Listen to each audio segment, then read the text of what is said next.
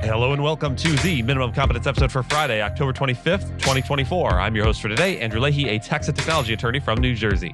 On today's episode, we have Hollywood's studios' use of anti-SLAPP laws in idea theft cases, stalled congressional tax relief for hostages, the Menendez brothers' parole bid, and a $102 million cargo ship settlement.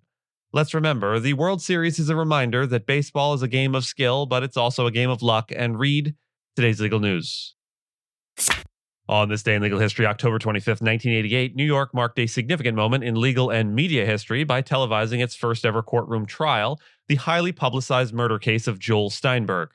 Steinberg, a disbarred attorney, was accused of the brutal abuse and subsequent death of a child, Lisa Steinberg, his illegally adopted daughter.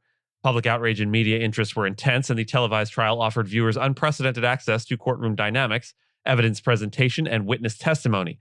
This coverage came as part of an experimental initiative in New York designed to gauge whether the public's right to access the legal process through television could coexist with the fairness and decorum of courtroom proceedings. The trial captivated audiences and sparked debates over the benefits and pitfalls of televised trials. Advocates argued that broadcasting trials promoted transparency and public understanding of the judicial system. Opponents, however, voiced concerns that television could disrupt proceedings, influence witness behavior, and introduce bias by swaying public opinion. Steinberg's trial ultimately led to his conviction for manslaughter, though the broader implications of the experiment reached far beyond the single case.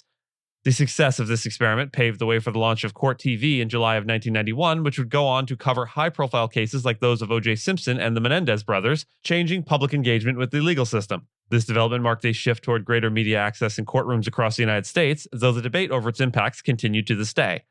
The Steinberg case remains a key moment in the intersection of law and media, shaping how future generations would come to witness and understand legal proceedings through their screens. Today, Joel Steinberg lives in New York City, having been released in the early 2000s, and the Menendez brothers, well, just wait until later in the show for an update on them. Hollywood studios frequently use California's anti-SLAPP law to counter idea theft lawsuits claiming free speech protections to halt proceedings and require plaintiffs to demonstrate their case has merit early on. The anti-SLAPP statute was originally designed to protect individuals from strategic lawsuits stifling public participation, but it now often benefits large corporations in creative disputes. Once defendants claim free speech protections, plaintiffs face restrictions on discovery, potential delays from appeals, and the risk of paying hefty legal fees for defendants if the motion is successful. Recent court decisions like Musero v. Creative Arts Agency and Norman v. Ross have strengthened the effectiveness of anti-SLAPP motions in these cases, making it challenging for creators to bring successful suits. While the Ninth Circuit previously allowed some idea theft claims to proceed in federal court, as in Jordan Bennell v. Universal, California state courts have since diverged, making such claims nearly impossible to win in state court. This split between federal and state interpretations creates additional uncertainty for plaintiffs. Attorneys now approach idea theft claims cautiously, noting the costs, time, and complexities due to anti-SLAPP laws. Even with valid claims, plaintiffs may struggle against the heavy evidentiary burden, and fewer lawyers are willing to take on such cases in California's current legal landscape. A bipartisan bill that would provide tax relief for U.S. citizens held hostage abroad is stalled in Congress. The Senate bill, introduced by Senator Chris Coons, seeks to delay tax filing deadlines and waive penalties for detained individuals and their spouses. Supporters argue that wrongful detainees should not face IRS penalties for missed deadlines due to captivity, and inaction would leave affected Americans liable for accumulating penalties. This issue has gained urgency following recent hostage situations, including Americans held in Gaza and other countries. The Senate bill's path forward is complicated by a disagreement over legislative procedure. The Senate agreed to pass the bill without a separate vote if the House sent over an identical version. However, the House Ways and Means Committee chose to advance a different bill, introduced by Representative Claudia Tenney, which merges tax penalty relief with changes to the process for revoking tax-exempt status for groups linked to terrorism. House Republicans believe the merged bill improves the original, but this approach risks delaying or blocking the legislation entirely, as the Senate is less likely to approve the modified version. If the House does not pass the original Senate bill, the legislation will likely be delayed until the next congressional term. Los Angeles County District Attorney George Gaskin announced he would recommend parole for Eric and Lyle Menendez, who have served nearly 35 years in prison for the 1989 murder of their parents. Gaskin cited new evidence supporting claims that the brothers endured years of sexual abuse by their father, Jose Menendez, which could have influenced the jury's decision had it been available during their trials. Convicted in a high-profile second trial in the 1990s, the brothers argued self-defense, but prosecutors claimed they killed their parents for financial gain. Gaskin now believes the brothers, ages 21 and 18 at the time of the murders, have paid their debt to society, though he emphasized the severity of their crime and noted opposition within his office. He also acknowledged a recent letter from Eric Menendez describing abuse months before the murders, as well as allegations against Jose Menendez from a former member of the pop band Menudo, raising questions about abuse patterns.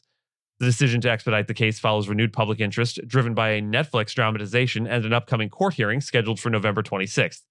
Gaskin, facing re-election, denied the political motivations influenced his decision, highlighting the broader efforts to address over-incarceration in similar cases. Some Menendez family members support the brothers' release, while Gaskin reiterated his office's evolving stance on complex issues of sexual abuse and violence. The owners of the cargo ship Dolly have agreed to pay the U.S. government $102 million after the vessel collided with Baltimore's Francis Scott Key Bridge in March of 2024, causing its collapse and resulting in 6 fatalities. The Justice Department had filed a $103 million lawsuit against Grace Ocean Private Limited and Synergy Marine Private Limited, both based in Singapore, to recover federal costs for cleanup and debris removal needed to reopen the Port of Baltimore. This operation required over 1,500 responders and substantial resources, with reopening delayed until June. The Dolly had reportedly experienced electrical failures leading up to the crash, prompting both a National Transportation Safety Board inquiry and an FBI investigation. Additionally, Maryland state officials are seeking separate compensation from the companies, estimating $1.7 billion to $1.9 billion to rebuild the bridge by 2028. Funds recovered for bridge reconstruction are expected to reduce costs borne by taxpayers. And with that, and as always, I thank you so much for listening to Minimum Competence, your daily news podcast for lawyers. If you're looking for more than Minimum Competence, links to further reading on all the topics touched on today are in the show notes. And reviews go a long way towards helping new listeners to find our show. If you have a moment, leave a rating or review on your podcast player. We'd sure appreciate it. And if you know someone that might be interested in a story we cover, consider sending them the episode. But remember, nothing here should be construed as legal advice because it is certainly not that. Minimum Competence is available at minimumcomp.com and wherever it is you get your finely crafted podcasts. If you haven't checked out the website in a while, give it a look. There are complete transcripts and resources for each episode and its corresponding segments, as well as an opportunity to receive new episodes in email, newsletter, form. We'll see you back here on Monday, and until then, note, we like to close out the week of shows with a featured musical piece that will make these Friday episodes seem especially long. We hope you'll stick it out and enjoy the featured piece, but if music, and specifically classical music, isn't your bag, we get it. Our mouth sounds unrelated to the week's closing music ends here. This week's closing theme is by Johann Strauss II. This week's closing theme features the lively elegance of Johann Strauss with the first movement of his Wiener Klänge im Walzertakt mit Johann Strauss, a piece that captures the unmistakable joy and sophistication of the Viennese waltz. Known as the Waltz King, Johann Strauss was a composer and conductor who, more than anyone, popularized and refined the waltz into an art form beloved worldwide. Born into a musical family in 1825, he inherited his father's musical gifts and keen understanding of public taste, quickly building on his father's legacy to establish himself as a central figure in Austrian music. Strauss's music became synonymous with the grandeur and charm of the 19th century Viennese music scene. His waltzes, like the famous Blue Danube and Tales from the Vienna Woods, offered audiences sweeping, melodic expressions of life's joyful moments and turned the city into a cultural hotspot. Wiener Klänge, or Viennese Sounds, presents a selection of these celebrated waltzes, celebrating not only the beauty of the dance, but also the rhythmic elegance that Strauss brought to the genre. The piece combines energetic and graceful passages that bring the sparkle of a Viennese ballroom to life. Strauss was known for infusing his compositions with light-hearted elegance and rhythmic sophistication, evoking the sway and energy of couples gliding across the ballroom floor. His work on Wiener Klänge draws listeners into this vibrant world where each waltz embodies both the simplicity and complexity that made his music timeless. To this day, his works continue to charm audiences worldwide, cementing his legacy as one of Austria's most beloved composers. Ending with Wiener Klänge is a nod to his infectious rhythm and intricate harmonies that encapsulate Vienna's musical heritage, an uplifting conclusion to any week, and especially this week. So, without further ado, Wiener Klänge im Walzertakt mit Johann Strauss, first movement. Enjoy.